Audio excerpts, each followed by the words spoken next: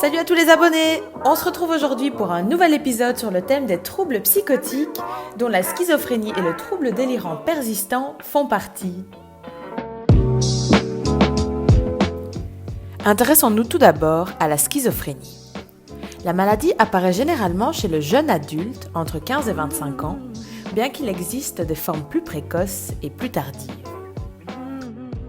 Mais en fait, comment reconnaît-on la schizophrénie ? La maladie est caractérisée par 3 syndromes, positif, négatif et de désorganisation. On peut constater une apparition de prodromes, altérations cognitives, avant le début de la maladie dans la majorité des cas. Soit la maladie évolue de manière insidieuse, soit elle se déclare de façon aiguë par un épisode psychotique. L'évolution est généralement chronique avec des épisodes psychotiques plus ou moins espacés, avec des intervalles plus ou moins symptomatiques. Allez, il est temps de rentrer dans le vif du sujet. Abordons tout d'abord le syndrome positif. Pour rappel, il s'agit d'une caractéristique que le patient présente en plus. Les hallucinations sont des perceptions sans objet. Elles peuvent être verbales, qui est la modalité la plus fréquente, mais aussi visuelles, auditives, tactiles, olfactives ou synesthésiques. Les idées délirantes, elles, sont une altération du contenu de la pensée qui entraîne une perte de contact avec la réalité.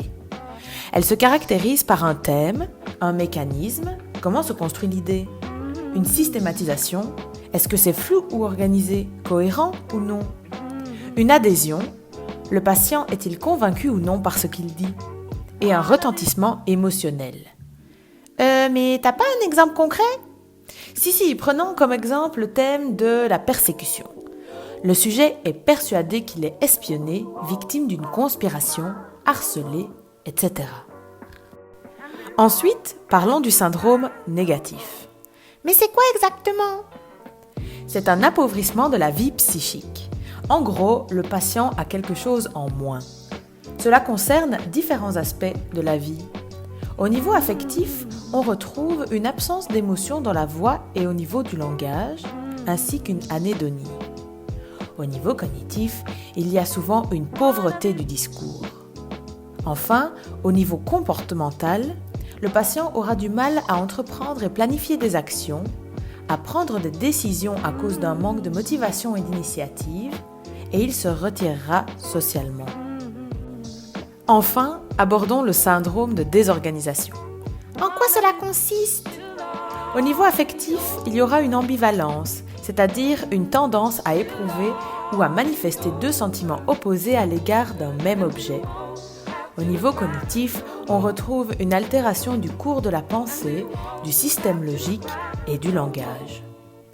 Au niveau comportemental, le patient n'aura pas de relation entre ses attitudes corporelles, ses pensées et son comportement. Oh oui, tout c'est clair, merci. Mais concrètement, comment poser le diagnostic de schizophrénie ? Le diagnostic est clinique et se base sur une série de critères que voici. Association d'au moins 2 syndromes présents dans une proportion significative de temps au cours d'une période d'1 mois, parmi les 3 syndromes cités précédemment.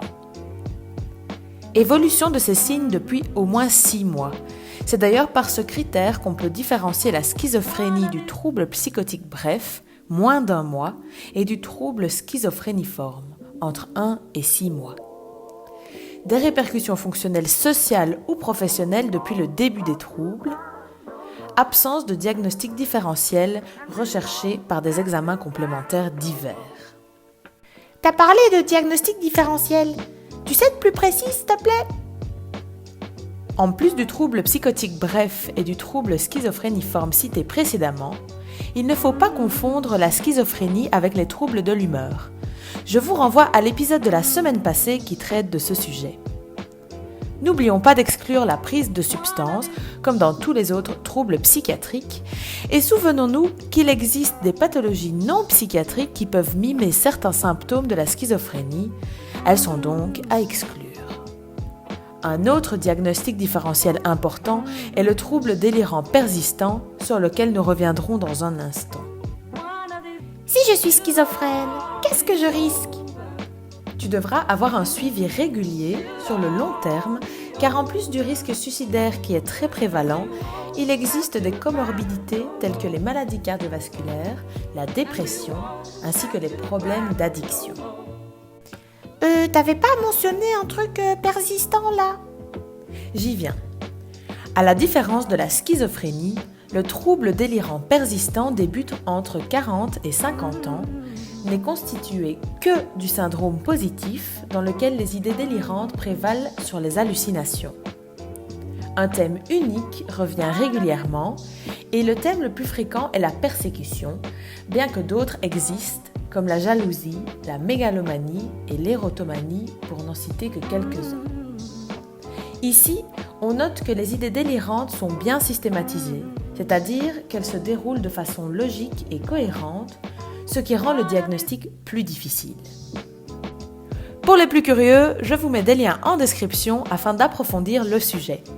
C'est la fin de cette vidéo, n'oubliez pas de lâcher un pouce bleu et de vous abonner à la chaîne. On se retrouve la semaine prochaine, en attendant, sortez masqués!